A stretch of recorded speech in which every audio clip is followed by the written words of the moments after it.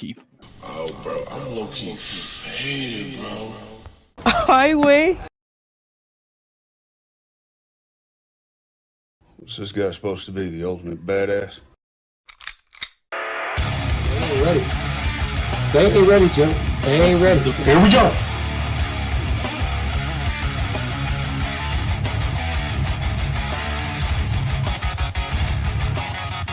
I'm gonna go out here, guys.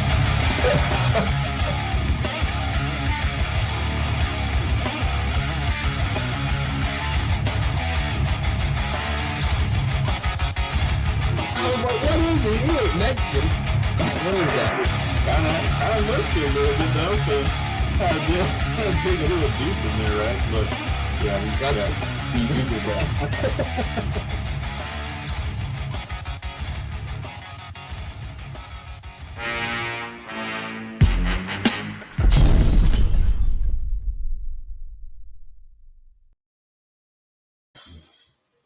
Yo, what is up, everybody? Welcome to tonight's episode of the Frisco Report Wednesday night edition.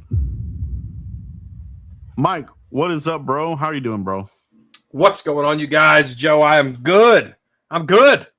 It's Wednesday, middle of the week, hot day. It's almost over, Joe. It's almost over. Friday, as 1980 would say, 3 down, 2 to go. All right, that's what it is. I love it. I love it, bro. We got a special guest in the chat box today. It is the official Brian Schittenheimer 47. You're considered playing on the head coach. Thank you, Coach. Thank you for stopping by. We do appreciate you. We will be throwing you under the bus here shortly.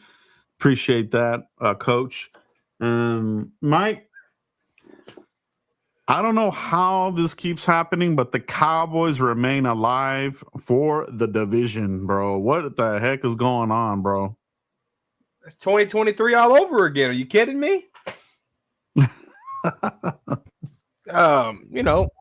And it's real. It is real. The Cowboys, or I shouldn't say the Cowboys here. The NFC East has not had a consecutive winner since 2003. The last team to do it was the Eagles. All right. And it's trending like it might not happen again. Eagles down 3 in a row. They might beat the Raiders. They might not. I don't know. Jalen Hurts, 4 interceptions, zero touchdowns. I don't know. It's and that's why we're alive, because the Eagles are a bad team, the Commanders are a bad team, and the Giants, well, they're the Giants, all right. And Cowboys ain't any better, and we're a 500 team. What's Bill Parcells' favorite saying, Joe? You are what your record is, and we're just a 500 team. We're not good. We're not great. All right. Yep. Now that's what it is. It's what it is, bro. We even have a 1 in there. 6-6-1, which is coming back to haunt us if the Cowboys miss it by half a game. Can you imagine?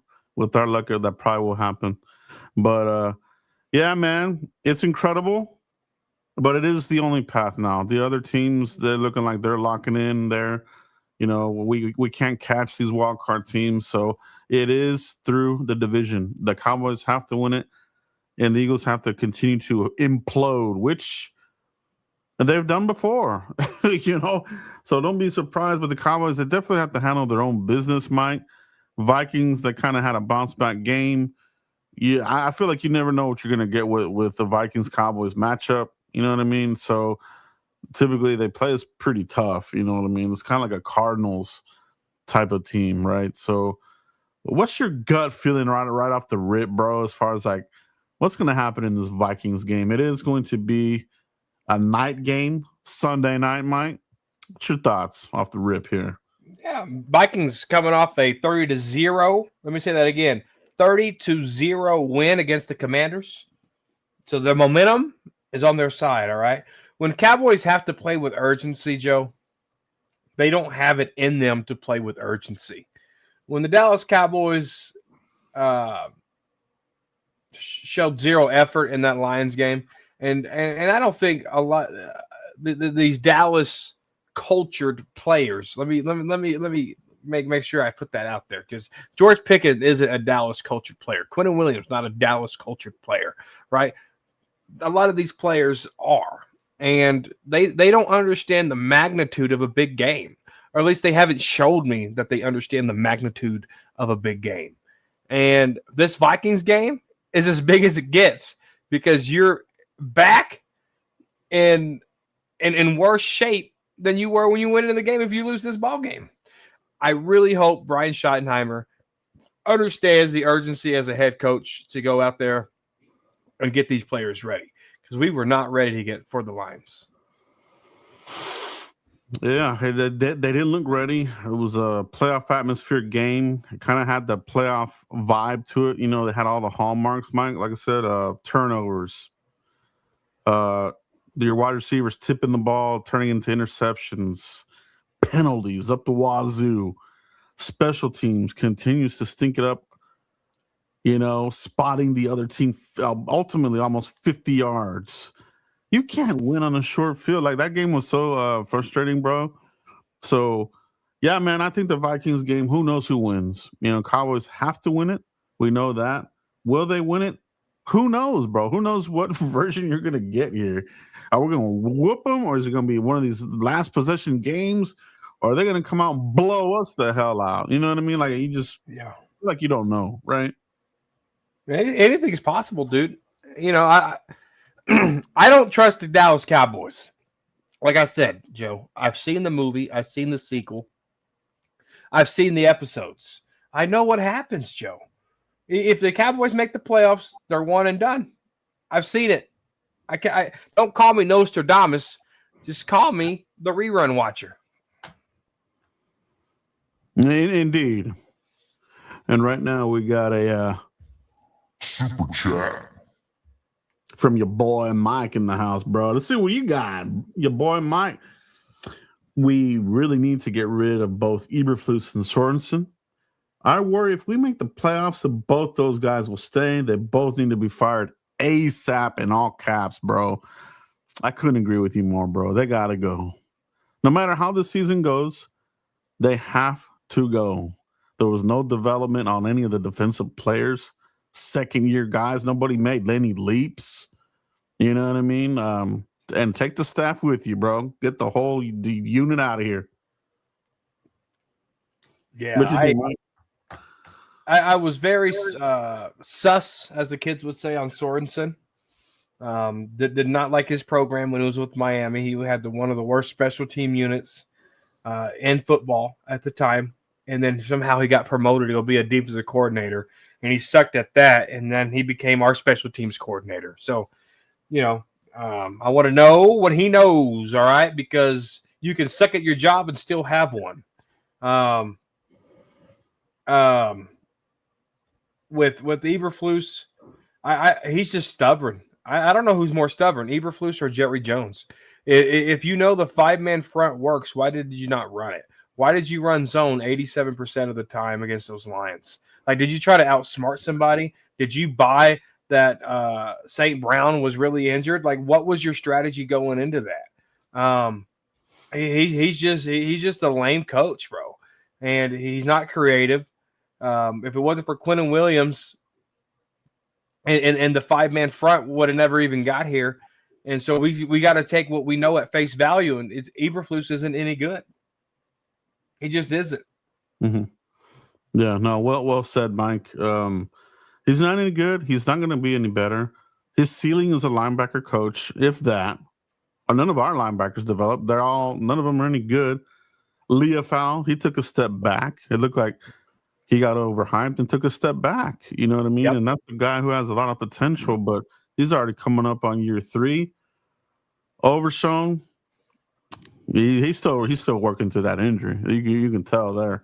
And yeah, man, the defense, like you said, if you're going to really build this defense and you know, build it around Quinnen Williams, you got to get a legit defensive coordinator here. Eberflus doesn't know what the hell he's doing. So if you want to really get the most out of Quinnen Williams in this defensive front, Eberflus has to go.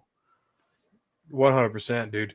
And I don't know what you need, but you need something better. I don't know if you're set up now to go through a 3-4 with Quentin Williams here, and a Logan Wilson there at the linebacker spot, who they're high on, and expect to get more playing time over Murray, which is a disaster there. Mm-hmm. And we traded for him, like you said last night on the phone call, Joe. We traded for him too. Well, I think I don't even know what type of coordinator you need in here, because I don't think the defense is ready for. I don't know what I'm trying to say here, but I don't know if this team is ready on the defense side of the ball for a coordinator that come in here and make his man run through brick walls. I don't see run through brick wall players on this defense. You have to have the personnel, and I just don't see that we do. Yeah, they're definitely going to have to do a purge here, right? You're gonna probably overhaul your safeties. You know what I mean? Your linebackers, that's got to be overhauled. It's going to be a big makeover, and that's why I've been saying this. You're ripe for a defensive scheme change. If you want to go that route, it's open for you. If you want to go 3-4, get you a 3-4 guru.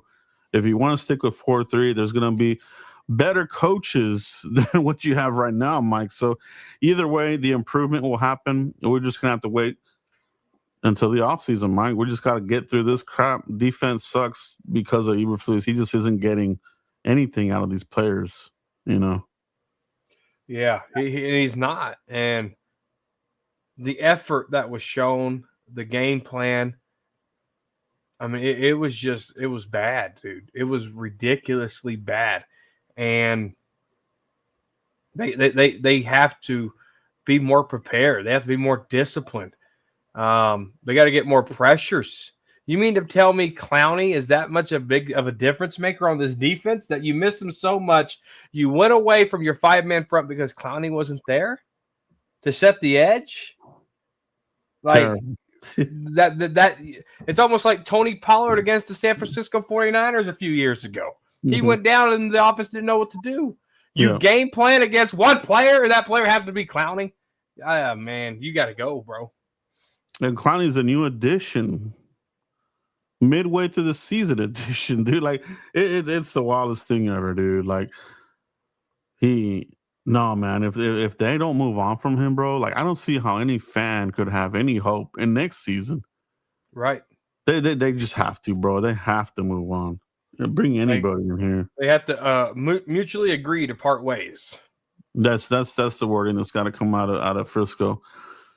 And we'll report it here at the Frisco Report. All right, so great conversation there, guys. In the chat box, what do you think? All right, let us know. Is it time for Eberflus to go? Whether we make the playoffs or no, I say yes. I don't think one makes a difference. It ain't cutting it, bro.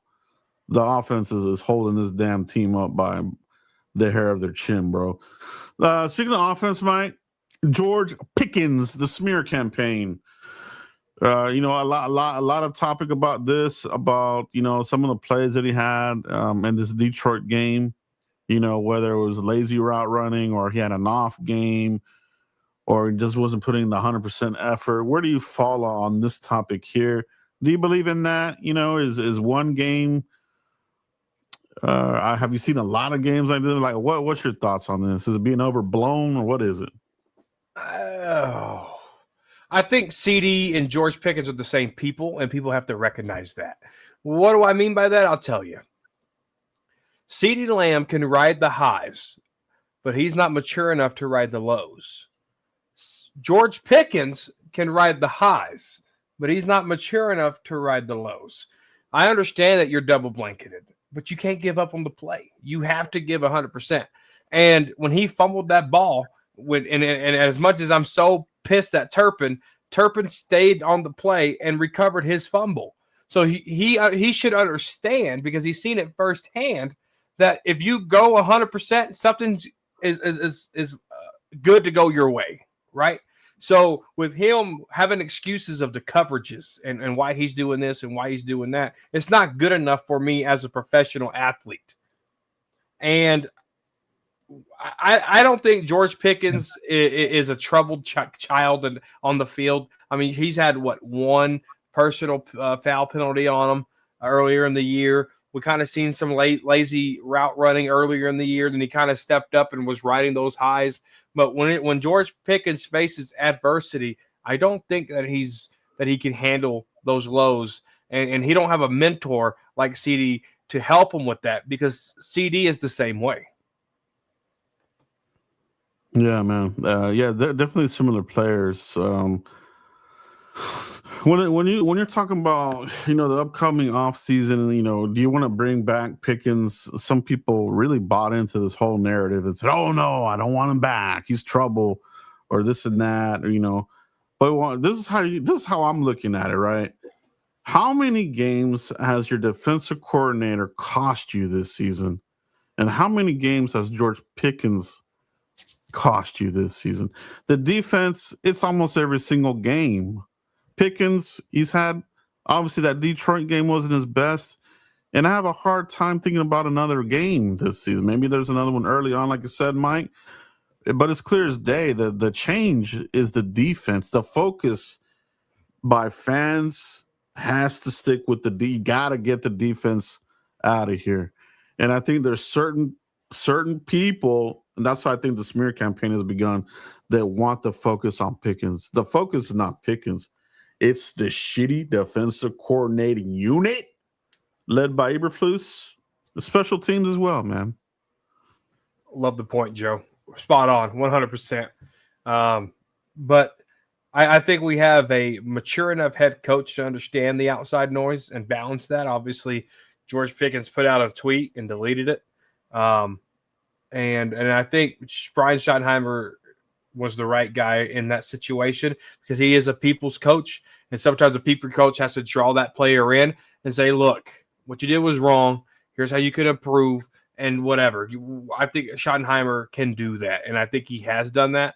So who knows? We might see a better Pickens against these Vikings. Yeah, I think you would, man. But let me ask everybody in the chat box and everybody in the comments, if you had to choose between the two, would you keep Pickens or would you keep Eberflus as your defensive coordinator? That's as simple as it is for this. And let me know what you guys think. All right.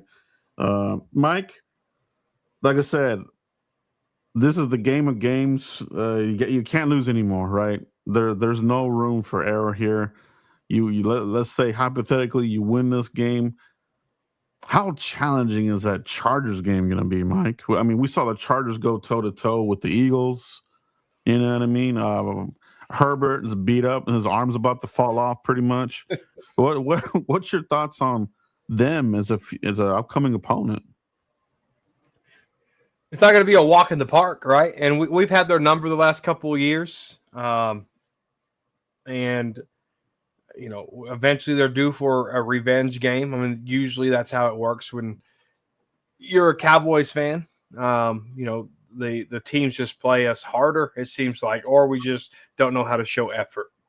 Something's going on there. But best believe they're fighting for playoff hopes too. And they could be as hungry as the Lions by the time we play them. So that game's not promised. No game is, for that matter, but that's gonna be a dogfight. No, indeed it is. Mike, let's talk about a little bit about this roster. As we try to make this little miracle run. We're still kind of in it, right? As far as like upgrading this team in the upcoming offseason, where do we stand in the NFL draft order as of today? Right now, the Cowboys are drafting 15th overall. That's our pick. And then you got Green Bay all the way to number 28 right now, Mike. All right. That being said, where do you think the Cowboys at the end of the year are sitting with our pick and the Green Bay pick? Where do you think we're going to be drafting possibly? What's 32 minus 7? Hold on. 25. I think the Eagles lose. We get to the playoffs somehow. We're one and done. We're picking 25. Mm-hmm. Yep, that would be 25, right? Where do you think the Green Bay Packers ultimately end up, Mike? Did they make it to the championship game, or what? I think Them and the the Rams way they're championship playing, game? Yeah. I think they're going to be 28-29, somewhere in there. Yeah. And that's kind of the title of this whole video. Is it worth it for us to even make the play? Because you simply said one and done. And I think I'm right there with you, bro. I think that, let's say the Cowboys do make the playoffs, right? And a one and done, right? So I don't think that would really surprise anybody. You know what I mean? As far as like, we would be on the road, right? With a playoff caliber team and coach, so yeah. And you severely ruin your draft positioning for your pick, right? Well, I think we can agree the Green Bay Packer pick is going to be, like you said, in those upper 20s. So your pick goes from, where we are at right now, 15 to 25 potentially. That's a huge, huge drop, Mike, of talent. Oh yeah. And to be honest with you guys, that's why the Cowboys haven't been any good, because they've been in the playoffs many times. They've been one and done. So the Cowboys haven't been a good team, but they've been picking in the 20s because they made it to the playoffs and was one and done. That hurts you too, and that's going to hurt us again. Yeah, it's just one of those crazy things where you're stuck between a rock and a hard place, because all of us diehards, we want the team to win. We want to make the playoffs. We want to ultimately win the Super Bowl. But realistically speaking, I just don't see that this is the year, for that to happen. And it hasn't been for over 30 years of meltdowns, curses, whatever the hell you want to call it.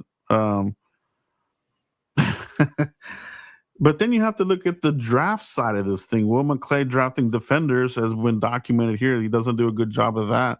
So I almost feel like, to get back on track, Will McClay might actually use that first pick on a old lineman possibly, or an offensive player.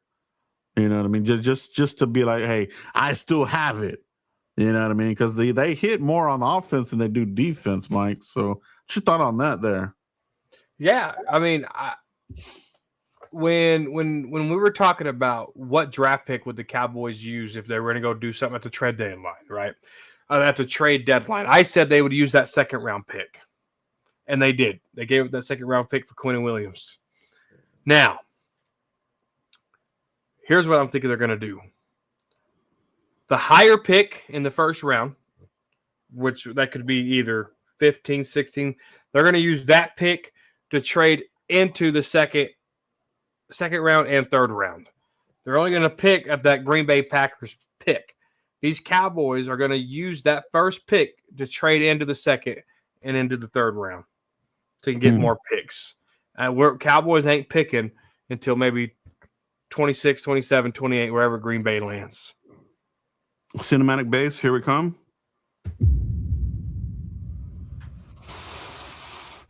Impressive. Most impressive. I like your line of thinking, Mike, because I was thinking, and that makes logical sense, because if the Packers are there, you're not going to get a king's ransom, right? If you trade down from the late 20s to 32 or whatever it is, or out of the round, you might get a second and maybe a fourth or fifth. But if you want a second and third and maybe a little bit more, I think you're onto something there, Mike. I think it would have to be our pick that we trade down or out of. You know what I mean? And trading out, can sometimes garner you a first, depending on who it's with. You know what I mean? So you might have a lot of artillery for that 2027 draft. You know what I mean? There's going to be a lot of good quarterbacks coming out in that draft class. So could be get very interesting, Mike. But yeah, man, going from the first round all the way to the fourth round, that's a lot of bleeding of picks. It sucks. It's gonna suck bad. Yeah, I mean, I find it hard that they would honestly sit there through all those picks, considering how many needs we have. I mean, you got to come out of this with a lot of defenders. I feel like, I'm sure they're going to sprinkle some offensive players, but Defense should be the name of the game in this draft, Mike. Yeah, 100%. And to be real with you guys, how aggressive they are in free agency, which they're not. That's going to tell you if they're staying put or if they're going to trade that first pick, right? Because we're going to need more pieces. Trayvon Diggs is going to be gone. Terrence Steele is going to be gone. Malik Hooker's gone. Donald Wilson's gone, right? So you got to get free agent safeties. You got to get free agent O-line. You got to get a lot of these free agent positions. And if they do that, then okay, maybe they will sit and they will use the 2 picks in the first and wait till the 3rd day. Or if they do what typical Cowboys do and not do anything and sign bridge players, then they might be aggressive and go get up in that draft. Such a good point, bro. And then that has me thinking this I could see how they're going to spin it. We got the 2 first-rounders. The 3rd rounder is George Pickens. The 2nd rounder was Quinnen Williams. So we're actually fine. They're gonna spin it like that, and some fans will be like, "Oh yeah. No, you're right. So 2 firsts, and then we go all the way to the 4th. We're perfectly fine."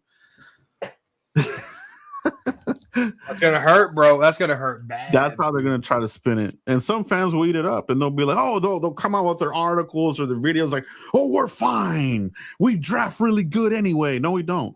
It's proven that we don't. So. Mike, you and I said last draft that they had to hit on these picks.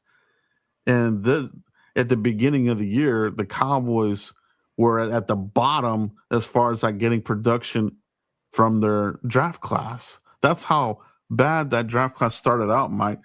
I mean, even now, you look at it and you're still not getting that much out of that rookie draft class, Mike. You're not. And it stinks. It stinks bad. I mean, Tyler Booker was hurt. Who the heck was our 2nd round pick? Who was our 2nd round pick, Joe? I love it, dude. That's how forgettable this draft class was. Who the heck was our 2nd round pick this year? Think about, I'll give you a clue. The 2nd round pick was.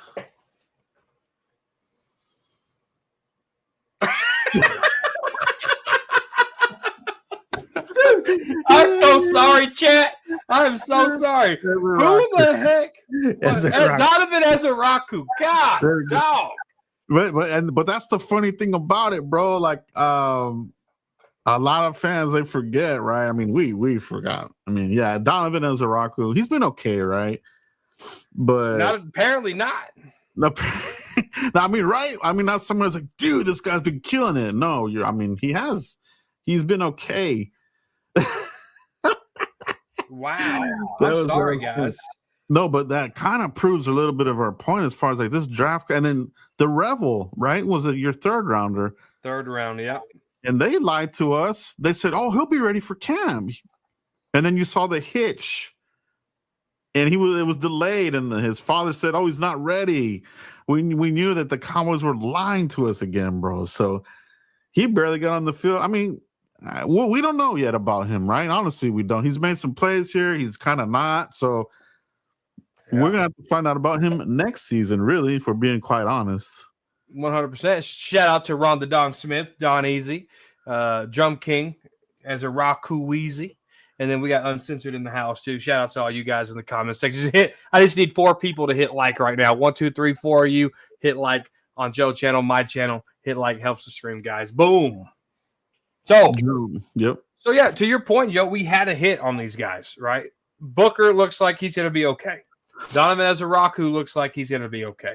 Siobhan Rebel, I think will be okay. He got burnt, but I think he can learn. That was like his 3rd game. I think Siobhan Rebel's going to be okay. Jadon Blue ain't going to help you. That's a 5th round pick. Shamir James, he might be okay. Talk to me in 2 years. I'm sure we'll grade this draft class. Cornelius IR. Jay Toa, always inactive. Phil Maffa IR. And Akinga. What the heck? How do you say it? You know how to say it, Joe. Tommy Akimbo Sote didn't even make Yes. the team. Didn't make the team. Didn't make the team or practice squad. So that was a complete waste there. So, yeah, they're still not getting anything out of it. So at the beginning of the year, I haven't checked this year, but at the beginning of the year, Cowboys were dead last of getting anything from their draft class. I would guess if I were to check the stats right now, they're probably still in that bottom third, maybe even worse. Because I mean, Right. yeah, not good. And then you think about some of these other recent draft classes too. You know, I mean, look at that draft class with old Mossy Smith, and that was just a few seasons ago. Yeah, you had Mozzie Smith, Schoonmaker, Overshown, Villanami, Fahoko, Eric Scott Jr., Deuce Vaughn, and Jalen Brooks. Terrible, bro. And that is very recent. That's too recent to pretty much 2 years ago. Yeah, that's not good, bro. Not good at all. All right. No, not at all. What Mozzie a Smith, moment it not is. on the team. Schoonmaker, thought he was coming alive, dead in the water. Overshown, hurt, but now he's playing. Now he's back. Fahoko, he's not even here. Eric Scott Jr., not here. Deuce Vaughn, not here. Jalen Brooks, nowhere to be found. All right, dude, I know real bad, right, dude. And then Fahoko, he's the cousin of Vita Vea, and there it was all super hyped though. He didn't do crap, dude. I don't even know if he made the practice squad. I don't think he did. It's terrible. Will McClay will McBust the Cowboys trust. What are we gonna do about it, Mike? What are we gonna do about it? If it was me, his ass would been back in arena football yesterday. That's what I'm saying, bro. That's what I'm saying, man. That's what it should be, dude. So man, what a crazy couple of draft classes in here. Oh man, I meant to bring this up last week, dude. You know what really made me mad about Schoonmaker? First, he's been shitty, but the play that CeeDee Lamb had, he had the potential to take it home, and Schoonmaker didn't.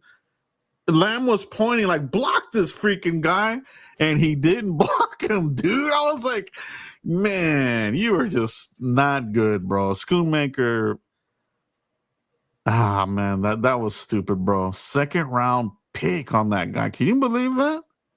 Yeah, I'm gonna be honest with you, Joe. I did the same thing in high school one time.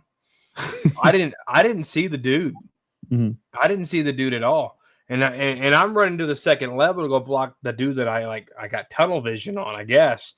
I didn't see that guy, dude. I turned on the tape and I looked and I said, what the hell was I looking at? Totally missed the guy. I'm not trying to give excuses for Schoonmaker. I've done it. It's embarrassing. But as a professional athlete, he should do better. 100% he should do better. Absolutely, and that's what I would say. That's what I say, right? Like, I understand you had, and I would have done the same probably, but these guys, NFL level athletes, you know what I mean? Drafted, they played high, way more football than I ever have. coming from a big program, you know what I mean? So it's like, I felt Lamb's frustration, bro. I wanted him to do the subpar crap, but he didn't do it. He should have done it. He should have said it. Well, he was back in kindergarten, so he couldn't do it. He got concussed. Oh, there he is. There's the man right there. We got the Dikembe Mutombo, one of the best to ever do defense in basketball. Cowboys, Mike, they need. I feel like you need the general there. Obviously, we like what we're seeing from Quinnen Williams on that D line, but a lot of our defenses have done well when you've had a really strong linebacker presence. You know what I mean? And I'm going back all the way to the 90s with the Cowboys, Ken Norton. You know what I mean? Just somebody that sets the tone. Ken Norton, even a Dat Nguyen, Dexter Coakley, Sean Lee, just somebody that when they're not on the field, it's severely felt, right? So Could you see linebacker going in the first round, Mike? The best one that's available. Could you see the Cowboys doing that? I think so. But he has to be a Mike. He has to be the green dot. He has to be the shot collar. Yeah. He has to be a mix with an LVE and a Rolando McClain. Like morph those two linebackers together and go wreak havoc. Exactly, bro. Respond exactly the type of prototypical guy I want. And you're right, Mike linebacker. Man, it's going to be interesting this offseason, bro. I'm telling you, because it's got to be first. I want to see the news hit the ticker at the end of the season that Eberflus is gone, and we're looking at somebody else. You know, hopefully they're already having these discussions, bro. And it'll be. I want me some glory hole. Yeah, here we go with that. I want me some glory hole. Man, bro. So, what a prediction here we got for the remaining of the season. So they got to win this Vikings game. Washington is an interesting one because I don't think they're going to have fight in them. Daniels is out again, right? That program looks like it's kind of teetering on implosion. The Giants, Mike, is there any fight in these guys? Could they play spoilers to anybody, to the Eagles or us? I think if Jackson Dart is playing, I think he's a big enough competitor where he would want to play spoiler for anybody. And with the Cowboys and Giants, I could say, he had his start against the Cowboys, and I think he lost. So I think he's going to want to come out and no, he didn't have a start. Russell Wilson played that game, but I think he was in there for a couple of plays and he tripped and fell and he looked horrible. But I just think the competitor that he is, he's going to want to come kill any team and play playoff spoiler. I agree, man. I think that's where the spoilage could come from. It could be the Giants. You know, it's just as far as like harnessing that talent that they have there. There's rumors that McCarthy is liked by that front office. Even Gruden is another name there. I don't see them staying the course with Kafka. So it'll be interesting to see what the Giants do this offseason, but I really don't care what they do. I want a DC that knows what they're doing here, Mike. One that can lead us to the promised land. Yeah. 100%. And I just don't know what type of guy you got and how fast you can do it. Because you got to think, Joe, this is going to be our fourth defensive coordinator in 4 years. Mm-hmm. Like, how do you build? So he's going to have a Dan Quinn draft class. He'll have a Mike Zimmer draft class. He'll have a Matt Eberflus draft class. Like, I just don't know how a really good defense coordinator can come in and say, I got these guys, let's go. I mean, Dan Quinn did it because he had Micah Parsons. Yeah. I really do think it's got to be somebody that has skins on the wall, somebody that has done it at a proven level with some rings. You know what I mean? And there'll be some of these guys available. You know what I mean? Whether they're sitting right now as an assistant or, you know, or one of these types of deals, you know, there will be one of those type of players, coaches, but it cannot be Eberflus. If it is, the picketing and protesting needs to happen at the Frisco, at the Star, immediately. All right. Calling on all fans to picket and protest if it doesn't happen. Peacefully. Right? Peacefully, of course. But Mike, great conversation here on a Wednesday night, the Frisco Report. Great conversation indeed. I love it. I think that's it for tonight, guys. Mike, let everybody know where they can find you, bro. Yes. Cowboys Corner right here on YouTube, _Cowboys Corner on Twitter, guys. Subscribe to the stream on the replay.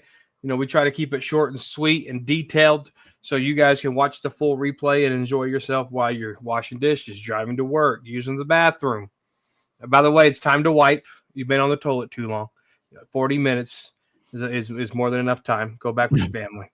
Peace, guys. Peace out, man. Oh, bro. I'm looking faded, bro.